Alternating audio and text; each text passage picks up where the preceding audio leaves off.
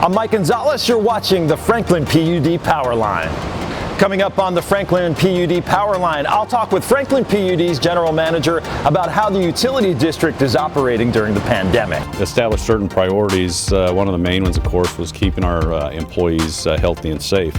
Plus, we'll show you how Franklin PUD's Drive-Thru can take care of any one of your needs. And the latest on the newest fight with Washington's dams. The rub is that the water that's coming in upstream from Canada into Washington State and then from Idaho into Oregon and Washington State is already so hot during the summer that it typically exceeds the limits that the states of Oregon and Washington have established.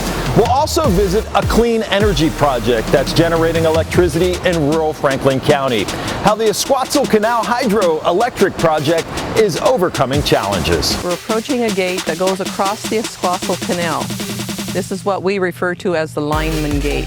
All that, and we'll tell you about Franklin PUD's new partnership with the Columbia Basin Veterans Center. How the center is connecting veterans with much needed services, including funding to help pay your power bill. Well, our mission is to let no veterans stand alone. It's all next on Franklin PUD's Power Line. I'm Mike Gonzalez, Public Affairs Manager at Franklin PUD. We know COVID-19 has put an enormous amount of stress on families, businesses, and our entire community. It's why we're partnering with KV Local News to bring you the most up-to-date and useful information on COVID-19. Visit our website, franklinpud.com/help. You'll find links to saving money, where you can get financial help, and of course, KV's most up-to-date local news on the coronavirus in our community. Franklin PUD lighting the way during this challenging time.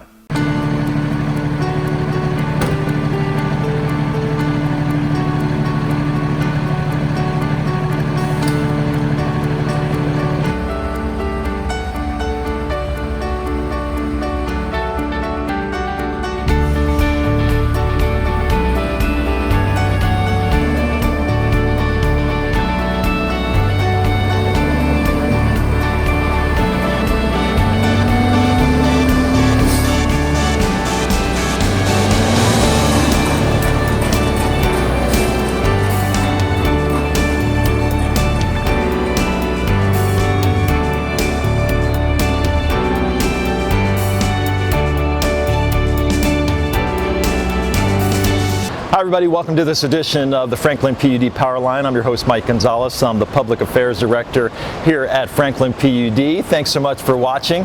Well, here at Franklin PUD, our number one priority is keeping the lights on, making sure it's always affordable and reliable 24 hours a day. Well, being able to do that effectively during the COVID-19 pandemic has certainly been a challenge, but it is one that we have met head on. I had a chance to speak with Franklin PUD's General Manager, Scott Rhees, about the challenges of operating in this environment and how the district is providing this essential service effectively. We look at it like we're all in this together because our main objective is truly providing a service that is low cost, that is reliable, and that is there when our customers need it. For Franklin PUD General Manager Scott Rhees, formulating a plan to keep the lights on when the pandemic hit in March had to come quickly. Initially, it was extremely challenging. I mean, we came into work, I believe it was March, the week of March 16th, and based on the pandemic and the declaration from the governor, we identified primary objectives, and which of course would be, if you think about it, is keeping the lights on, keeping the power going for people, and the second one's we are in the broadband. We provide broadband services, and so we knew that with people going home that we would want to have as robust a broadband system as we could. The most challenging part of the COVID-19 operations plan was coming up with a strategy to make sure the Franklin PUD workforce was protected. So the way we approached it is we knew that we had to have employees available throughout the whole process. And so we truly separated our workforce. In some cases, we went to staggered starts to where we had certain work groups that were coming in at different times so that we could keep those employees separated, so that if at any time we had an employee that were to come down with COVID, we wouldn't lose our whole workforce. We wouldn't have to send them all home. And so We did that. We were able to really implement a remote work policy, and our employees truly stepped up and did an incredible job. While many employees are working from home, the Franklin PUD drive-thru remains open Monday through Friday. Shifting to a drive-thru open-only platform has been a major accomplishment, especially when you consider the amount of customers who paid their bill in person at the Franklin PUD Customer Service Center. I mean, it would range on a monthly basis, really anywhere from 5,500 to 7,000 customers per month that would come in, and we truly enjoyed the interaction that we had, the face-to-face contact, and the ability to really get to know our customers. And so the transition in moving from that to the drive-through, and we have 2 lanes on a drive-through, and trying to ultimately the goal was to be able to provide really the same services through that drive-through that we did as if anybody walked in our door. Rhees says as a nonprofit utility, his #1 priority is Franklin PUD's more than 26,000 customers. We have incredible customers, and the majority of our customers do really, for some of them in difficult times, they're striving to stay current on their bills. It's greatly appreciated because we can't do what we do without customers. We're a nonprofit organization, and so the only way that we can really keep the lights on and keep doing what we do is through customers paying those monthly bills. Rhees says that means making sure customers have all the resources they need to help pay their bill. So we encourage any customer that's out there that is really struggling at this point in time to contact us. We can put you in touch with people and organizations that may be able to assist. We thank Scott for taking the time out of his busy schedule to talk with us. The plan that he's put in place is certainly going to keep your broadband service up and running as well as your power. It has been truly effective. All right, coming up next on the Franklin PUD Power Line, I'll show you how you can conduct just about any kind of business at our drive-thru. Plus, I'll tell you the partnership that Franklin PUD is forging with the Columbia Basin Veterans Center in Pasco and how they're connecting veterans with much-needed services, including how they can help you pay your power bill. It's all next on the Franklin PUD Power Line. Stay with us. I'm Mike Gonzalez with Franklin PUD. I want to invite you to follow our brand new social media sites. On our sites, you'll find the latest Franklin PUD news, updates on power outages, and ways to save you money. Yeah, it's taken us a few years to get on board this social media thing, but we're here.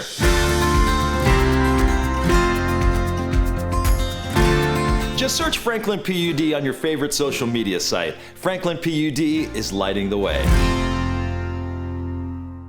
Welcome back to the Franklin PUD Power Line. I'm your host, Mike Gonzalez. I'm the Public Affairs Director here at Franklin PUD. We really appreciate you watching.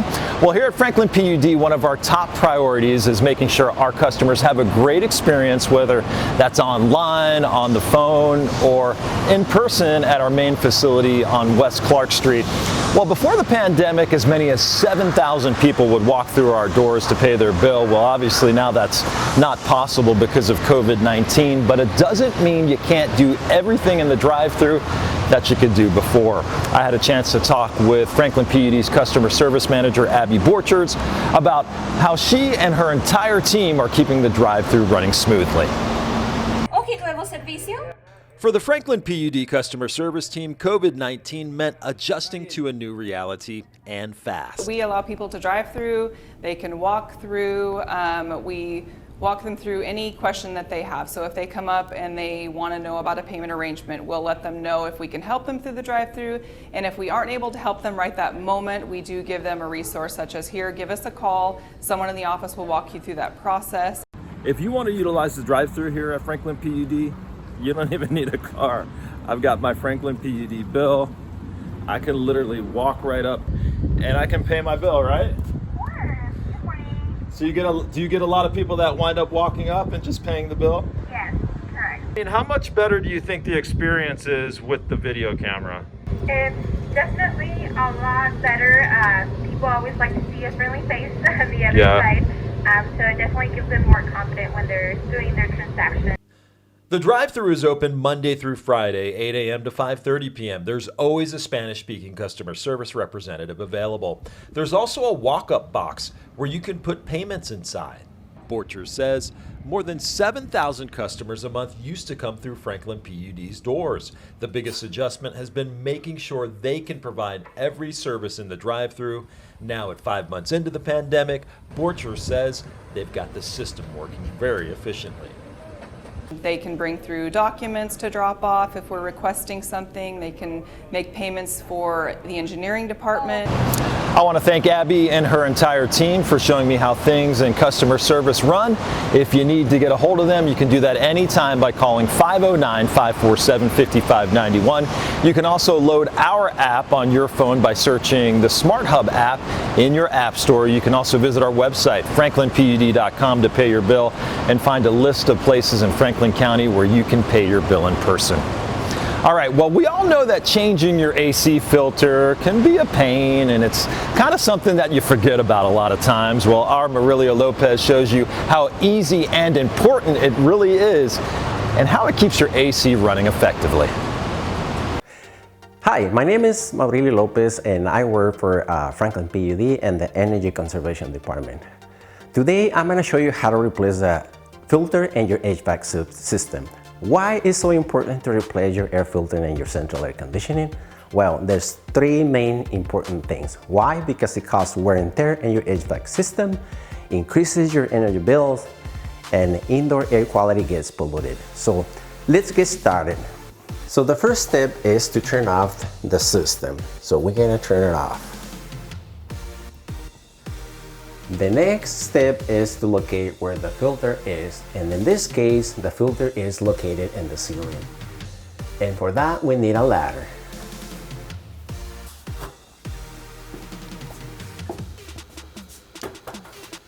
Very important when you climb a ladder, make sure that the ladder actually stays firm in the floor and make sure it's extended completely before you climb the ladder.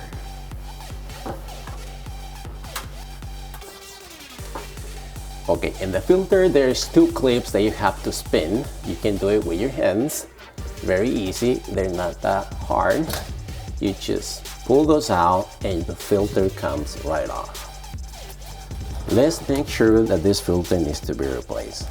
It looks like it needs to be replaced. So let's put a new one.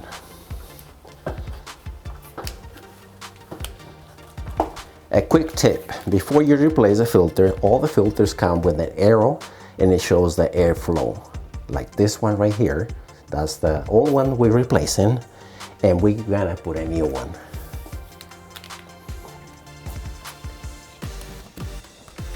So let's find where the arrow is, and it's right here. So let's put this one on.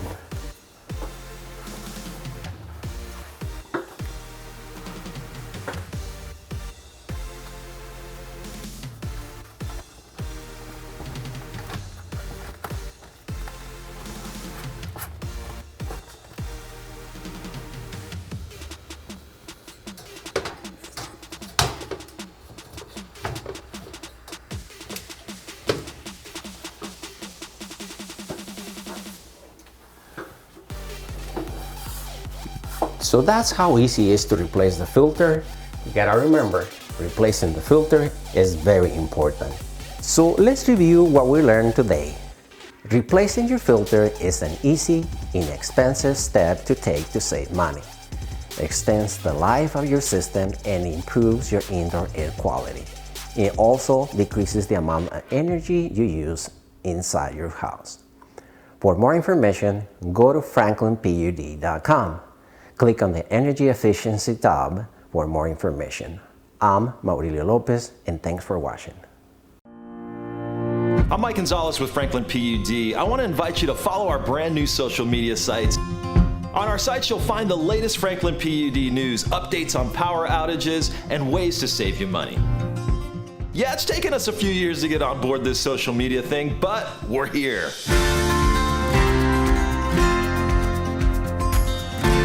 Just search Franklin PUD on your favorite social media site. Franklin PUD is lighting the way.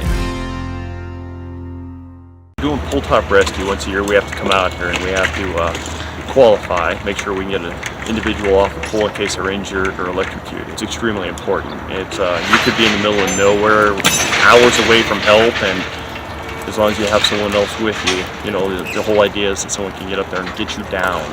That's all we do is safety. I mean, the WAC, we have to follow the WAC, 296, 45. That's the whole scenario of every application, how many people it takes to do a certain amount of jobs, how much electricity we can work with, mad distances, and the like.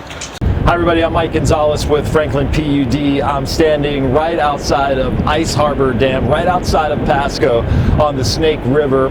This river houses several dams just like this one that power the Northwest. Closest dam to Pasco is Ice Harbor, and this one is of particular importance to the Tri-Cities because it can kick in and provide power at any time when there's a peak load during the hot summer like right now, or the bitter cold winters that we have here in the desert of Washington. Well, dams like this one at Ice Harbor have fought a major battle to stay up and running. A federal environmental study 4 years in the making rejecting the call to breach the 4 lower Snake River dams. Instead, it recommends spilling more water over dams in the Columbia River hydro system. Well, now the dams are facing their newest fight. The Washington State Department of Ecology has added a river temperature provision into an EPA permit for Columbia River Basin dams.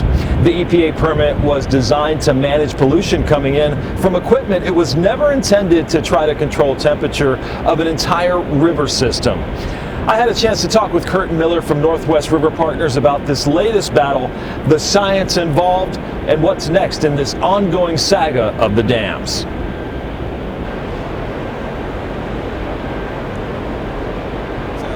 We understand as a region that we have to be good stewards. Right. In this next round of fights over dams in the Pacific Northwest, Kurt Miller knows the future of low-cost, carbon-free hydropower is in jeopardy.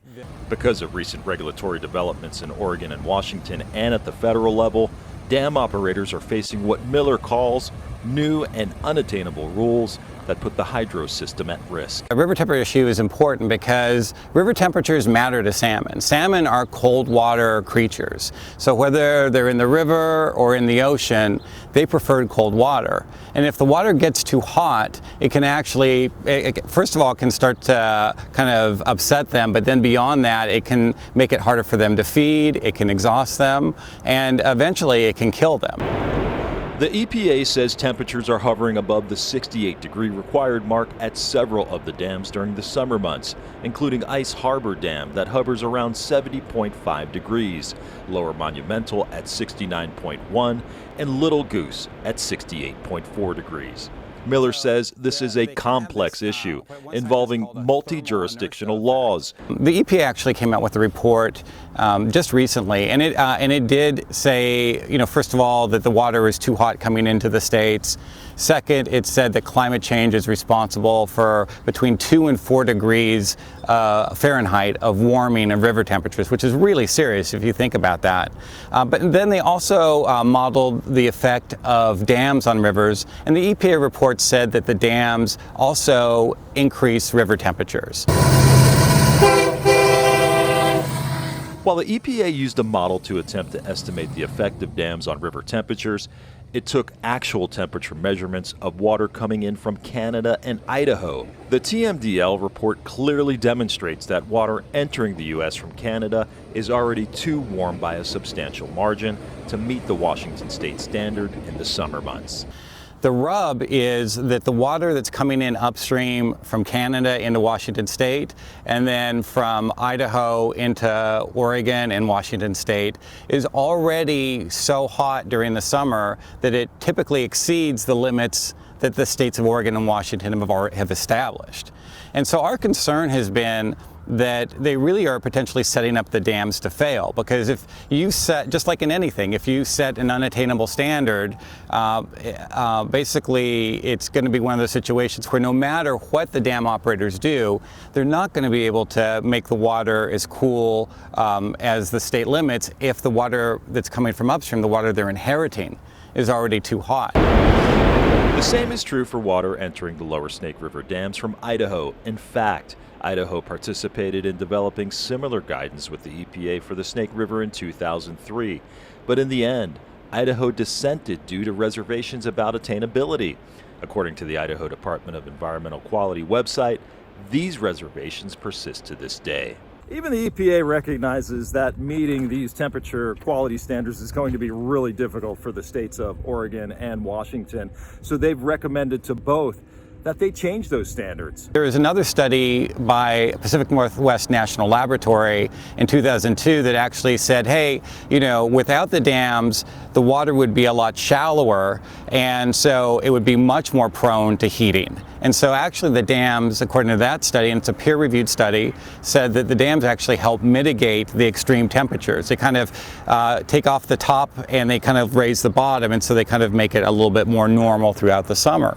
So those are important things to understand, is that from that perspective, it's not entirely clear what the role on dams is, because we do have this mixed message or this mixed science.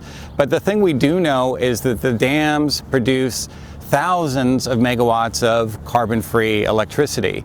And if carbon and climate change is really driving river temperatures and ocean temperatures, then what the dams do is they help fight climate change. This is the McNary Dam behind me. You can see how calm the water is. And these waters are a bit cooler than the regular river temperatures. So if you want to even out and make the river temperatures cooler, what you'll do is release this water upstream. The state of Washington is also weighing in. Vince McGowan, the water quality manager at the Department of Ecology, was quoted in the Seattle Times saying, quote, "This is just the beginning. We are going to have the opportunity to talk about what can happen and what is feasible. We're on the path where we can have those conversations with dam operators working with us on how they're going to meet our temperature standards," end quote. Miller says the problem with taking an excessive and unrealistic regulatory approach is that, in the extreme, it could add billions of dollars to the cost of operating the hydroelectric system without actually helping salmon. It could also add excess cost to communities who rely on the low cost of hydropower to make ends meet, especially now that residential customers in the Northwest are facing a financial crisis and residential energy consumption is rising because of the pandemic. When you think of Franklin PUD and in Pasco, Washington, or you think of other organizations throughout the northwestern states, those utilities, those public power utilities, are not-for-profit utilities. So any increase in the cost of hydro operations essentially gets passed through directly to them. So if the state of Washington comes up with some really costly plans to try to force dams to lower river temperatures to levels that they really can't, that's all going to pass on to our members and the customers they serve at a time when we literally, as a nation and a region, cannot afford that. Thanks, Kurt, for your insight on such an important issue. The EPA took comments on this issue through August 20th of this year, and after considering those comments that they received, they may actually make some changes to the plan and ultimately transmit those to the states of Washington and Oregon. Well, up next on the show, a really interesting piece I had a chance to do. I took a recent visit to the Esquatzel Canal Hydroelectric Project in rural Franklin County to find out the challenges of operating that facility. And it just gives us an ability to see whether the rake head is functioning properly, how much trash is accumulating. For Sharon McDaniel, the day starts early. For nearly a decade, she's owned and operated the Esquatzel Hydroelectric Project north of Pasco in rural Franklin County. It's about 4 miles east of the Columbia River in farm country.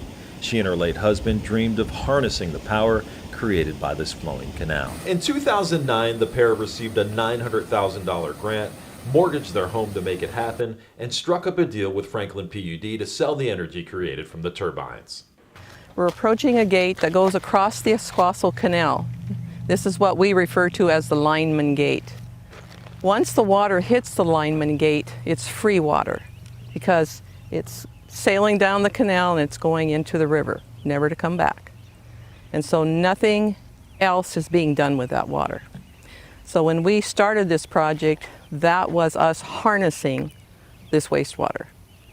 Why did you guys decide to do it? I know your late husband was really passionate about this project. Some would say, why even bother with this? Well, if he saw an opportunity to make something better, he put his heart and soul into it. And this wasn't about the money either. No. We were just talking about that. Well, if it was about the money, everything that we had, we mortgaged, we took to put our money into this. So we were entering retirement years. My husband was 70 years old, and that's when we started this project. Yes, it pulls it out of the water, cleans the grate that is used to screen. Now Sharon and her partner Rick Rhees are carrying on that legacy. Rhees and McDaniel took me for a ride along the long stretch of the Esquatzel Canal in northern Franklin County. I spent 2 days with the pair to see the dam and generating facility for myself and observe the daily challenges that come with owning and operating a hydroelectric facility in farm country. The ladder is the size of that steel plate across and high. And that comes on and off to maintain the air pressure to keep that dam up where it's at. The Esquatzel project can generate up to 1,000 kilowatts of energy and power 200 to 300 homes on a good day. The problem is lately, there's simply not enough water getting to their pumping facility. The greatest fear is that I never know from day to day what's happening with the water. We've had on 2 occasions a 3-day period where the canal was literally dry. There was absolutely no water. The major challenge for McDaniel is the water supply that powers the project is obligated to surrounding farmlands. And when McDaniel's facility was built, there was no agreement put into place as to how much water would actually be supplied to her dam system. And when this pumping station was built just a year ago, much of her water supply went with it. On the orange marker. And you can see where the water line was consistently at 2.5. Oh, yeah. Today, at this very moment, we're almost minus. So that leaves her and Rhees with daily uncertainties about what the water supply will actually be. I get up in the morning and I look at my cameras and I see there's no water in the canal. So then, it forces us to come down here and make adjustments in what we're doing because we have no water. We can't operate. I reached out to the South Columbia Irrigation District, who controls the Esquatzel Canal. They told me they have a really good working relationship with Sharon and really respect all that she's given to this project in clean energy. They try their best to provide as much water as they can to her facility, but their priority is to the farmers. And without a contract in place with water guarantees, their hands are tied when it comes to contributing more water to the Esquatzel project.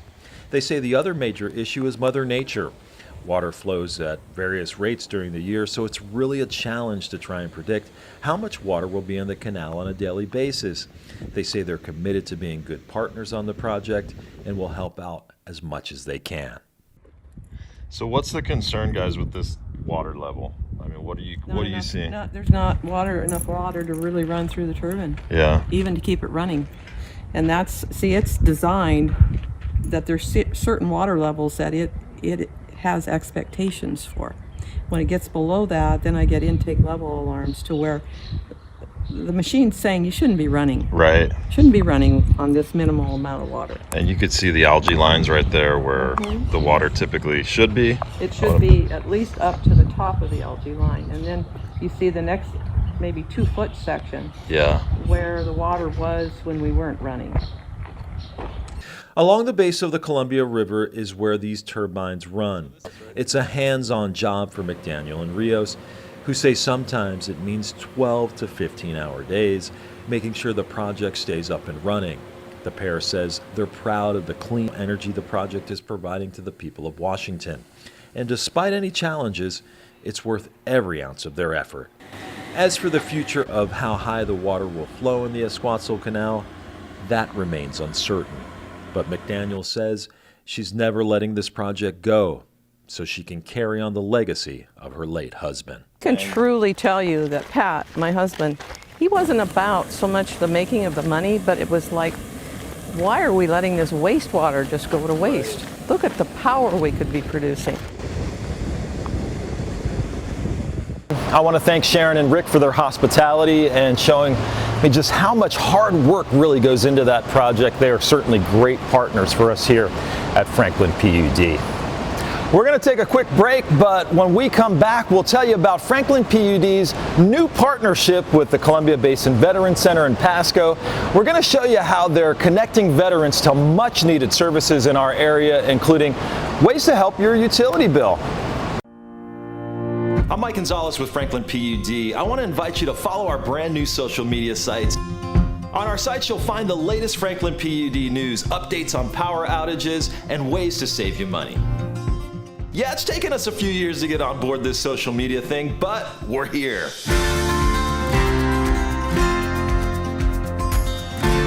Just search Franklin PUD on your favorite social media site. Franklin PUD is lighting the way.